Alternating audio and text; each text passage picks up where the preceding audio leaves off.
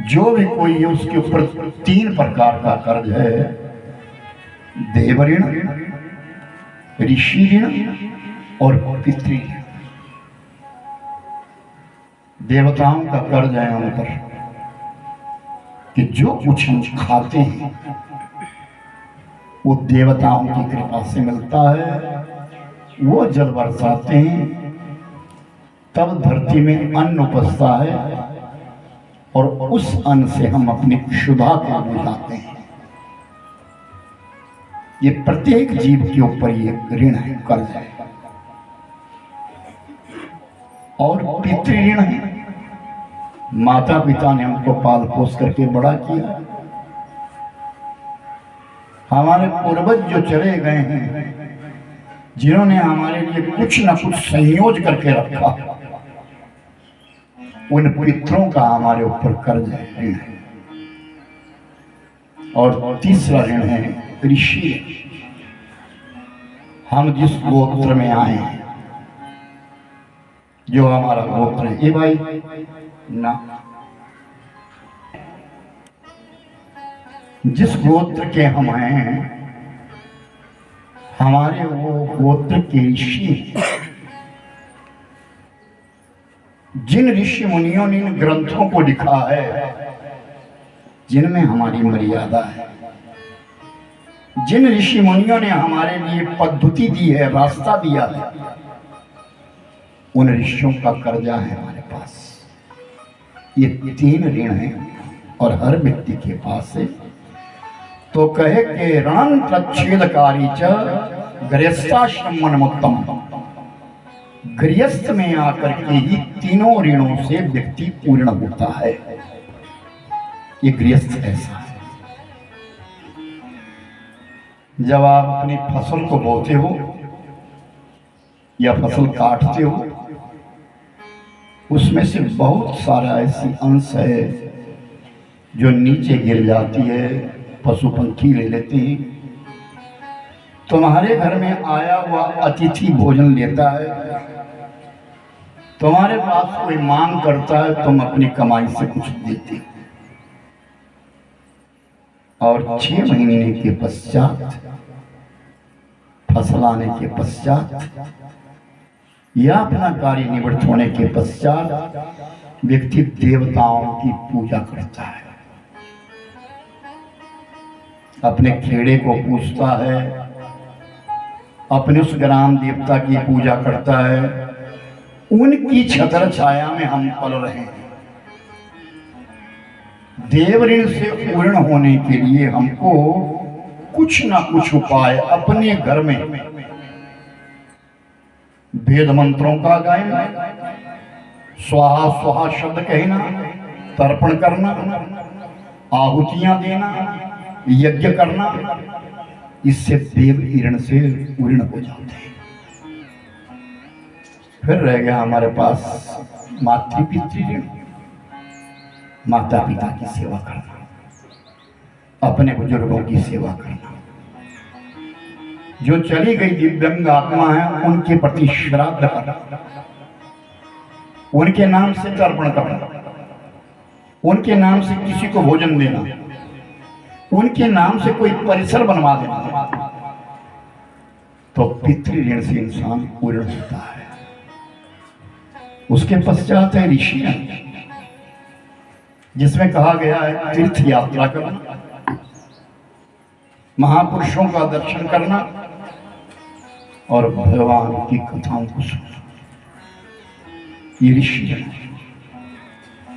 जिन ऋषि मुनियों ने ये ग्रंथ बनाए हैं, हम उनके कर्जदार हैं।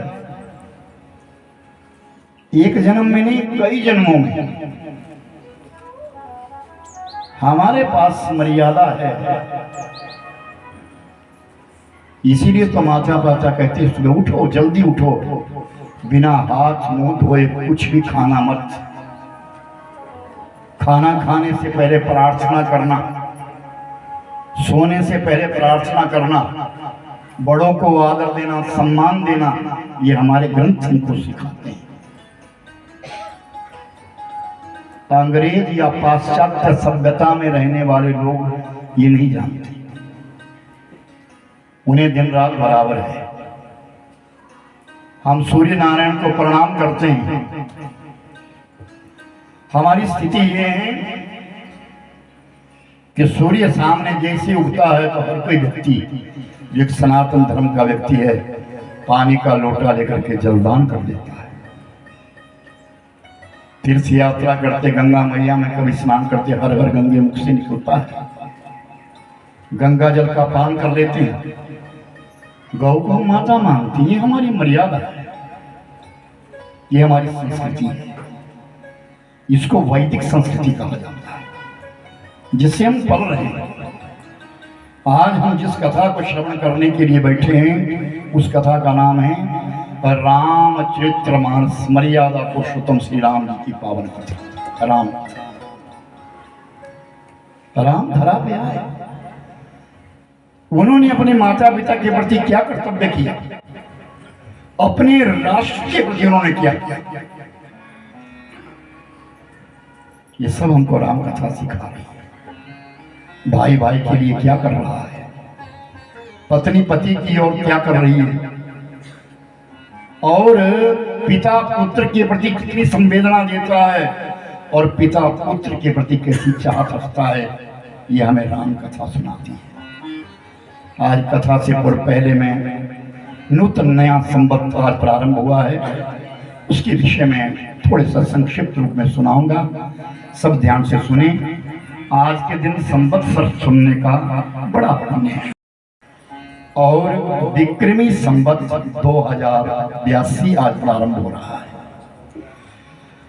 इस समय शक संवत जो है शाके सालिवाहन 1947 चला है। आज से 5261 वर्ष पूर्व भगवान कृष्ण अवतार हुए थे, और आज से 5126 वर्ष पहले कलयुग प्रारंभ हुआ था। इस कलयुग की जो आयु है वो 4,32,000 वर्ष है। उसमें से अभी 5126 वर्ष 25 वर्ष बीते हैं, बाकी सब बीतने बाकी हैं। कलयुग का ये प्रथम चरण चला है। इस वर्ष जो संवत है, क्योंकि हर संवत का नया नाम होता है, अपना नाम होता है। 60 संवत है, 60 संवत्सराणाम है। 60 संवतों के बीच में इस संवत्सर का नाम जो है वो सिद्धार्थी है। संवत का नाम सुनना चाहिए। और इस वर्ष सूर्य नारायण का राज है, और इसी वर्ष मंत्री भी सूर्य ही है। अपना ही राज है, अपना ही तेज इस बार। तो उसमें कहा गया है कि वर्षा कम होगी, फल इत्यादि कम होंगे, दुग्ध आदि रस पदार्थ जो है वो भी कम हो जाएंगे, जनता में रोग अधिक बिगड़ेगा, धन और धान्य कम होगा, चोरी की और अग्निकांड तूफान इत्यादि ज्यादा चलेंगे, राजनीतिज्ञों के बीच में कष्ट होगा, और किसी प्रसिद्ध राजनीतिज्ञ व्यक्ति की मृत्यु इस वर्ष अवश्य होगी।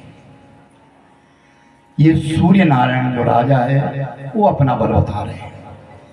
फिर मंत्री पद पे आ गए हैं, तो मंत्री पद पे कहते हैं फल फूल आदि इत्यादि कम रहेंगे, संपूर्ण विश्व में फसलों की पैदावार कम होगी, जनता में रोग ज्यादा हो जाएंगे, चोरों का भय ज्यादा हो जाएगा, अग्निकांड ज्यादा होंगे, और वर्षा कम रहेगी, व्यक्तियों की हानि अधिक होगी, निधन ज्यादा होंगे, और वर्षा जो है वो 11 विश्व होगी, धान्य जो है, अन्न जो है 11 विश्व होगा, घास केवल 5 विश्व होगा, घास ज्यादा नहीं होगा, ठंड जो है वो 13 विश्व होंगी इस बार, और गर्मी जो है 17 विश्व हो जाएगी। फिर कहें कि टिड्डी इत्यादि 9 विश्व होंगी, तोते 13 विश्व हो जाएंगे, चूहे 15 विश्व हो जाएंगे, सोना और तांबा, सोना कम रहेगा और सोने का भाव तेज हो जाएगा, तांबा और अधिक बढ़ जाएगा। वृष्टिनाश 11 वर्ष में होगा। इस प्रकार का ये संवत्सर है। इस संवत्सर के बीच में अधिक अधिक रोगों की उत्पत्ति होगी और नशा उत्पादकों का अधिक प्रख्यान होगा। इसलिए